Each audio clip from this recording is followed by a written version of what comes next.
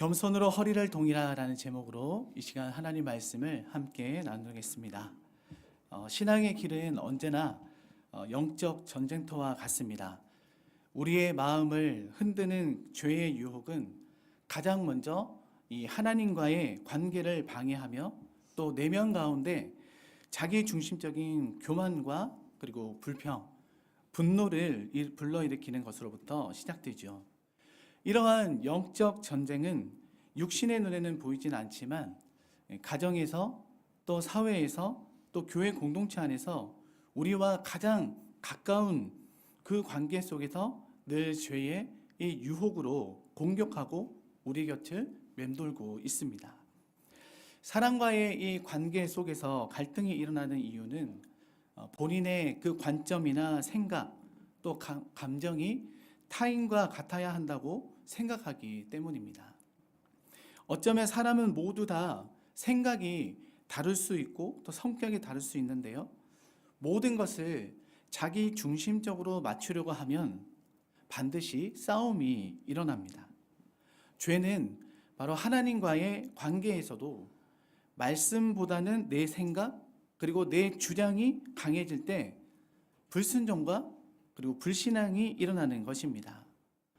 보통 우리의 일반 가정에서도 사람과 또 사람 사이 그리고 부부 관계 또 부모와 자녀 관계에서 갈등이 일어나는 그런 상황을 보면 각자의 그 입장에서만 생각하기 때문인 경우가 많습니다. 우리 자녀들이 또 부모와 갈등을 일으키는 것도 또 부모는 자신이 살아온 경험과 책임감을 바탕으로 강하게 또 충고하지만 자녀들의 입장에서는 그 말이 자신을 이해하지 못하고 부모님 입장에서만 이야기하는 듣기 싫은 그런 잔소리 같기 때문이기도 합니다. 보통은 우리 부모님들이 자녀들을 향해 특별히 우리 앉아 계신 우리 청소년들이 또 여기 계시는데요. 네, 청소년들에게 하는 말들이 무엇이 있을까요? 너 공부 안 해? 휴대폰만 보면 어떻습니까? 갑자기 부르르 막 떨리는 그런 증상이 나타나는. 네, 꼭 저는 그렇지는 않지만 네, 한 번씩 네, 포커페이스를 하는 경우가 있습니다. 네. 그러면 이제 또 어떻습니까?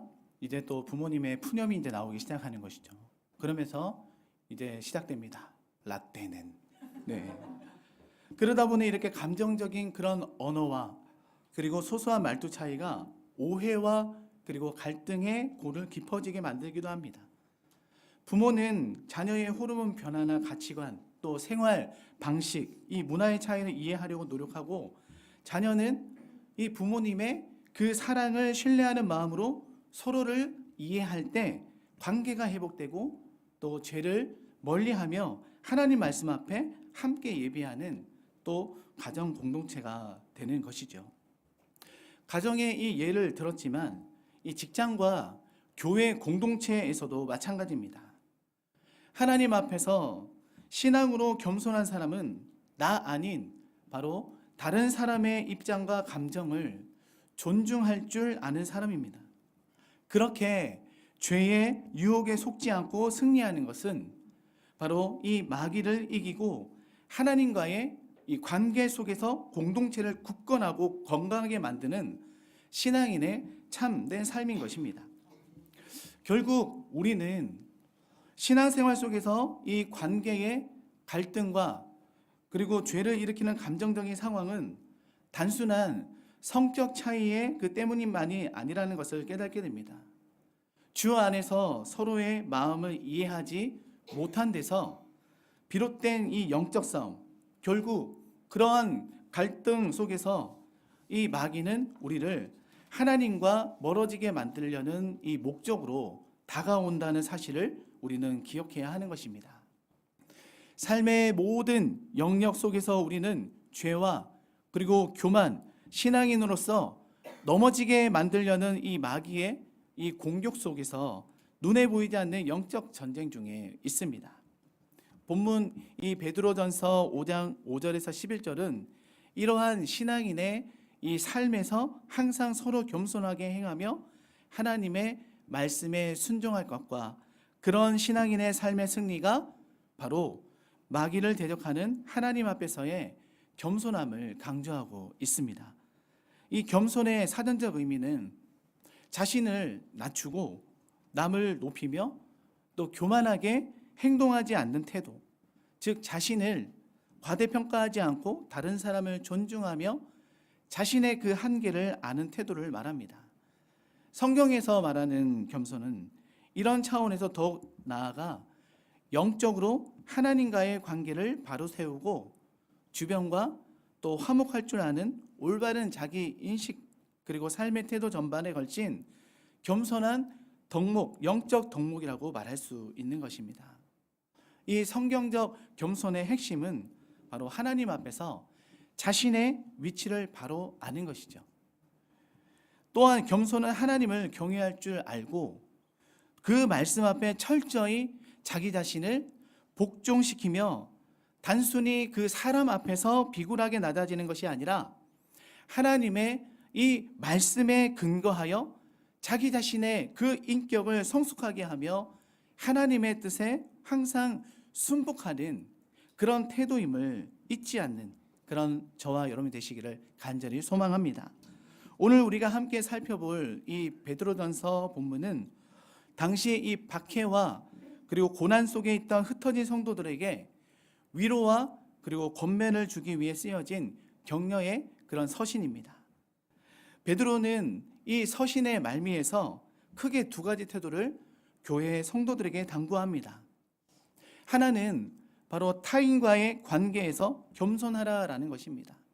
또 다른 하나는 마귀에게 지지 말고 담대히 맞서 싸우라는 것이죠. 겸손과 영적 싸움에 대한 저항, 이 두 가지가 신비롭게 묶여 있습니다. 세상의 이 논리 속에는 무언가와 맞서 싸워야 할 때 겸손하다라는 것은 오히려 상대에 비해 연약하고 패배하기 쉬운 것 같습니다. 그러나 이 베드로는 마귀를 대적하고 하나님의 능하신 그 손 아래 그 주권을 인정하는 신앙적 겸손, 사람과의 관계에서 이러한 신앙의 힘이 중요하다고 말하고 있는 것입니다. 이런 영적 싸움이 내면의 이 갈등이나 그 어떤 힘든 고난이라도 하나님 앞에서 이 신앙인의 겸손을 잃지 않으면 우리는 전능하신 하나님의 손길 아래에서 죄를 뿌리치고 진정한 승리를 경험하게 된다는 것입니다. 오늘 본문에서 베드로는 눈에 보이는 어려움, 보이지 않는 이 어려움 모든 것을 하나님 앞에서 고난이라고 지칭하며 승리의 비결이 바로 코람데오, 바로 하나님 앞에서의 겸손임을 강조하고 있는 것입니다. 오늘 본문 5절 말씀을 한번 살펴보면 5절 말씀에 젊은 자들아 이와 같이 장로들에게 순종하고 다 서로 겸손으로 허리를 동이라. 하나님은 교만한 자를 대적하시되 겸손한 자들에게는 은혜를 주시니라 라고 말씀합니다. 먼저 이 지도하는 사람들인 장로들에게 권합니다. 우리가 읽지는 않았지만 베드로전서 5장 2절에서 섬기고 봉사할 때 억지로 하지 말고 하나님의 뜻을 따라 자원함으로 하라고 그렇게 말씀합니다. 억지로 한다라는 것은 내게 주어진 일이 비중이 없다고 생각하거나 하찮게 여기는 그런 마음 또는 꼭 필요한 것만 하려는 마음을 말합니다. 달리 말하면 소명의식이 없는 것이죠. 내게 주어진 모든 일이 주님께서 주신 것이라는 의식이 없을 때 우리는 주어진 자리에서 감사함을 느끼지 못하게 되는 것입니다. 처음에는 그렇게 감사하다가도 나중에는 점점 시큰둥해져 버리는 것이죠. 그래서 베드로는 이 하나님의 뜻을 따라 하라고 그렇게 합니다. 하나님이 하고자 하시는 대로 하라는 뜻입니다. 우리가 그 모델을 바로 예수님에게서 찾아볼 수가 있는데요. 요한복음 10장 11절에서 이렇게 말씀하고 있습니다. 나는 선한 목자라. 선한 목자는 양들을 위해 목숨을 버리거니와 라고 말씀합니다. 하나님이 허락하신 소명 가운데 계셨던 예수님은 주어진 그 자리에서 이 영혼들을 위해 기꺼이 자신의 이 목숨을 버리셨습니다. 억지로 하시지 않으셨어요. 사도 바울도 이것을 경계하여 골로새서 3장 23절에 이렇게 고백합니다. 무슨 일을 하든지 마음을 다하여 주께 하듯 하고 사람에게 하듯 하지 말라. 우리의 자리가 내게 맡겨진 일이 어디에서 연유하였는지 끊임없이 자각하고 가야 하는 것입니다. 겸손은 우리가 주님의 그 권능 아래 있다는 자각에서 오는 것입니다. 말씀드렸듯이 주신 자리가 그리고 맡겨진 그 일이 하나님께로부터 왔다는 그런 의식이 없으면 또 스스로 본이 되셨던 그 예수님에 대한 마음이 그의 심령을 지배하지 않으면 결코 겸손에 이를 수가 없는 것입니다. 이런 연장선상에서 베드로는 교만하지 말고 겸손하라 라고 말하고 있는 것입니다. 사실 베드로는 경험적으로는 교만이 얼마나 무서운 것인가를 아주 잘 알았습니다.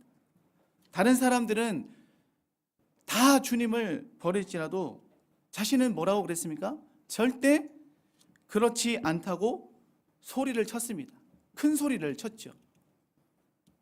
자신을 믿지 않으면 사실 큰 소리를 칠 수 없는 것입니다.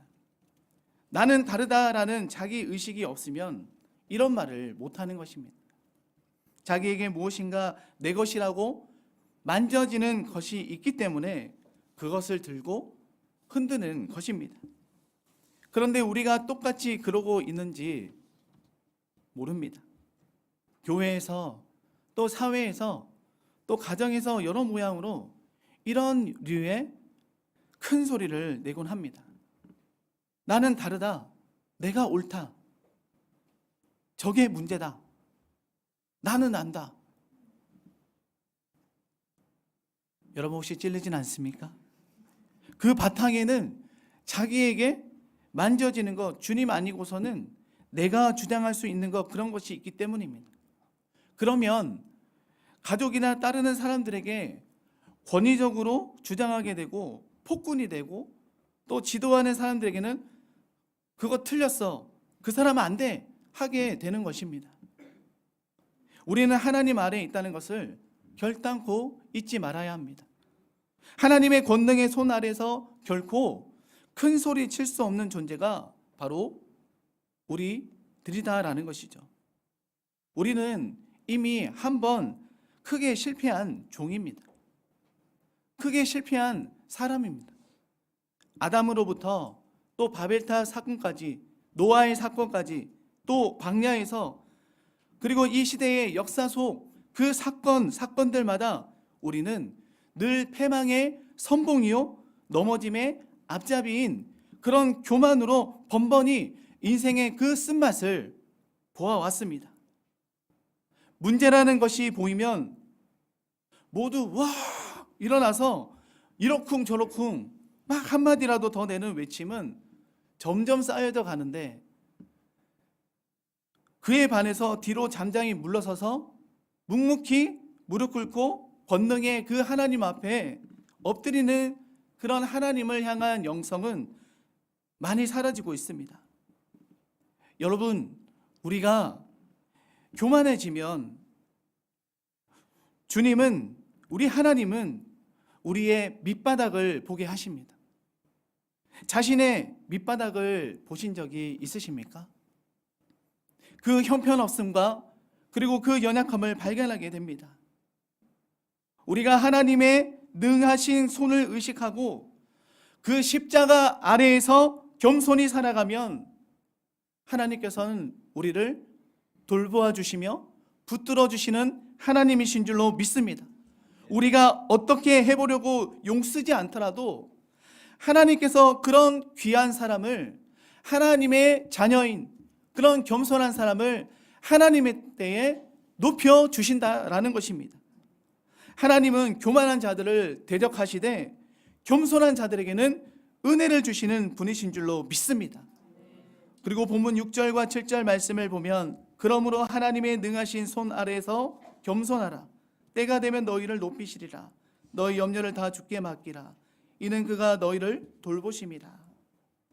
본문에서 이 하나님의 능하신 손 아래에서 겸손하라의 이 겸손은 단순히 남 앞에서 낮아지는 것이 아니라 하나님의 그 주권과 능력을 인정하고 자신을 그분께 맡기는 것입니다.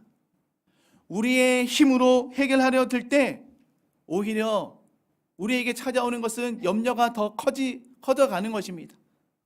하나님의 손 안에서 자신을 낮출 때 참된 안정과 그리고 평안을 우리는 경험하게 되는 것입니다.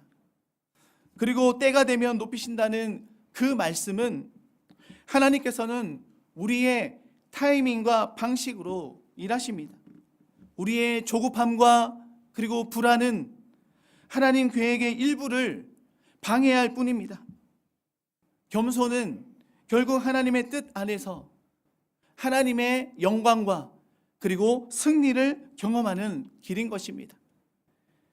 7절 말씀에서 너희 염려를 다 주께 맡기라. 이는 그가 너희를 돌보심이라 라고 말씀합니다. 염려를 맡기라는 것은 우리의 삶에는 예측할 수 없는 문제와 고난이 참으로 많습니다. 혼자 염려하고 고민하는 것은 우리 스스로를 지치게 하는 것입니다. 하나님께 맡길 때, 하나님께 전적으로 맡길 때 우리 안에 비로소 그 안식과 평안을 누릴 수가 있는 것입니다. 그 이유는 바로 하나님은 단순히 관찰하시는 분이 아니라 우리의 삶 속에 속속히 세심하게 들여다보시는 분이시기 때문에 그렇습니다. 염려를 맡긴다는 것은 포기나 무책임이 아닙니다. 하나님의 돌보심을 믿고 신뢰하며 그분께 온전히 의탁하는 것입니다. 이 말씀은 사도 베드로의 이 경험에서 나오는 말입니다. 자신의 그 밑바닥을 보고 속이 다 무너져 내렸을 때, 실패를 경험하고 어찌할 바를 몰라 할 때, 그래서 낙향하여서 하염없이 고기나 잡고 있을 때 이제는 자신감을 잃어 예전에 잘하던 고기잡이에도 정정긍긍하면서 살아갈 때, 그때 예수님께서 찾아오셨습니다. 그리고 다음과 같이 말씀하십니다. 요한복음 21장에서 예수님은 베드로에게 묻는 그 장면이 나오죠. 네가 나를 사랑하느냐? 네가 나를 사랑하느냐? 나를 사랑하느냐? 그러고 있지 말고 내 일을 해라. 내 양을 먹이라. 그런 주님 앞에서 베드로는 하나님의 그 은혜를 입고 또 새로운 인생으로 태어난 것이죠. 여러분, 우리의 인생이 바로 이런 것입니다.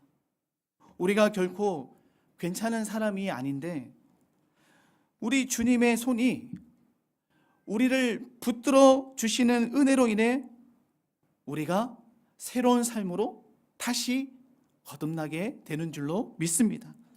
베드로가 우리에게 말하고 싶은 것이 만약 있다면 무엇이겠습니까? 염려하지 마. 끝난 것이 아니야. 어떤 핍박이 있어도 절대 포기하지 마. 사람들에게 손가락질을 당해도 그것은 인생이 끝난 것이 아니야. 우리 예수님께서 너를 돌보시고 계셔. 주님의 손이 붙들고 계셔. 여러분, 세상의 모든 짐을 다 짊어가고 계십니까? 그 모든 염려와 짐을 하나님 앞에 철저히 내려놓을 때 우리 주님께서 주시는 평안과 그 안식이 우리 가운데 임할 줄로 믿습니다. 하나님께 맡기는 그 순간 우리의 불안과 우리의 초조 대신 하나님의 그 은혜와 능력을 우리는 맛보게 된다라는 것이죠. 삶의 순간순간 마음을 불안하게 하는 모든 생각을 하나님께 맡기는 그 연습을 해야 합니다. 하나님, 내 삶의 모든 염려를 우리 주님께 맡깁니다. 하나님, 내 삶의 모든 염려를 하나님께 맡깁니다. 여러분, 그렇게 하나님 앞에 우리가 고백해야 합니다. 왜요? 우리는 너무나 부족하고 연약하기 때문에 하나님 없이는 한순간도 살아갈 수가 없기 때문에 그렇습니다. 그래서 우리 주님 앞에 간절한 마음을 담고 오늘 연휴인데도 불구하고 이 금요 기도의 이 자리에 하나님께서 불러주신 것 아니겠습니까? 아니더라도 하나님은 인도해 주신 것입니다. 본문 8절 9절 말씀을 보면 근신하라 깨어라 너희 대적 마귀가 우는 사자와 같이 두루 다니며 삼킬자를 찾느니 너희는 믿음을 굳건히 하여 그를 대적하라. 이는 세상에 있는 너희 형제들도 동일한 고난을 당한 줄을 알미라. 여러분, 근신은 마음을 다스리고 방심하지 않는 태도를 의미하고요, 깨어 있음은 정신적, 이 영적 준비를 갖추라는 뜻을 가지고 있습니다. 베드로가 이 성도들을 향해 깨어 근신할 것을 명하는 이유는 바로 그 뒤에 언급된 이 악한 마귀가 언제나 쉬지 않고 우는 사자처럼 온 땅을 돌아다니며 삼킬 자를 찾고 있기 때문에 그렇습니다. 따라서 이와 같은 이 악한 마귀 사단의 표적이 되어 불행한 그런 희생을 당하지 않기 위해 하나님의 자녀들은 항상 이를 경계하고 미리 대비할 수 있어야 한다라는 것입니다. 이런 베드로의 권면은 단순한 교훈이 아니라 바로 자신의 체험에서 우러나온 일종의 체험담이라고도 할 수 있는 것입니다.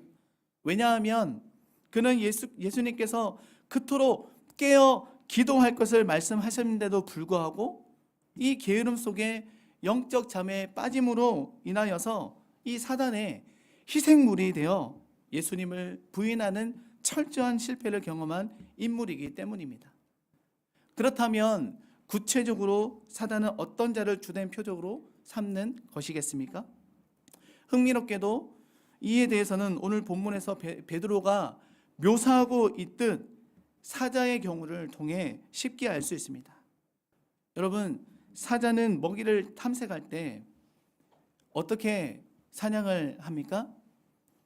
다른 곳에 정신이 팔려 있고 막 맛있게 뭔가를 먹이를 먹고 있는 그런 대상이죠. 그리고 또 무리에서 떨어져 홀로 배회하거나 또 아니면 약하고 병들어 있는 그런 대상자들을 삼고 공격하게 되는 것입니다. 이와 같이 이렇게 방심하면 우리는 언제든지 그런 사냥감이 될 수 있다라는 것이죠. 이와 마찬가지로 사단 역시 죄의 유혹에 빠지고 하나님의 이 관계를 놓치거나 교만한 상태에 있는 그런 자들을 서서히 공격하기 좋게 몰아가면서 주된 목표로 삼는 것입니다. 여러분, 우리 자신을 살펴볼 때 나는 그런 사단의 먹잇감이지는 아닌지는 한번 우리 스스로를 되돌아보아야 하는 것입니다. 여러분, 이번 추석 명절 연휴는 황금 연휴로 불리울 만큼 정말 긴 기간이지 않습니까? 어떤 분들은 오랫동안 또 만나지 못했던 그런 가족과 친척들의 만남이 새롭게 생기거나 또는 가정 공동체 안에서 함께 보는 시간도 많아지게 됩니다. 또 어린 시절 경험으로는 예수 그리스도를 믿지 않는 그런 친척들과의 만남, 세상적인 그런 교만에 사로잡힌 어른들이나 또 가족들을 보게 되었을 때 그런 순간은 우리 그리스도인들에게는 때로는 영적 전쟁이요 신앙의 시험대이기도 합니다. 그런 가운데서 과연 나는 방심하지 않고 어떻게 하면 하나님 앞에서 온전한 그리스도인으로서의 삶으로 나아갈 것인가? 그렇게 우리가 하나님 앞에 전적으로 의탁하는 삶이 되시기를 바랍니다. 그런 명절을 통하여 하나님과 함께 동행하는 그런 복된 삶이 되시기를 바랍니다. 이제 말씀을 맺겠습니다. 오늘 우리가 이 말씀을 함께 살펴보면서 우리에게 주시는 교훈은 무엇입니까? 겸손과 신뢰, 그리고 깨어있음, 승리와 온전한 세움을 가르쳐주고 있습니다. 교만하지 말고 또 하나님 앞에서 자신을 낮추는 겸손함이 있어야 하며 염려를 하나님께 맡길 때 하나님께서 반드시 돌보아 주시는 것입니다. 이와 같은 삶으로 하나님 앞에 날마다 승리하며 살아가는 우리 옛사랑교회 모든 성도들 되시기를 예수님의 이름으로 축복합니다.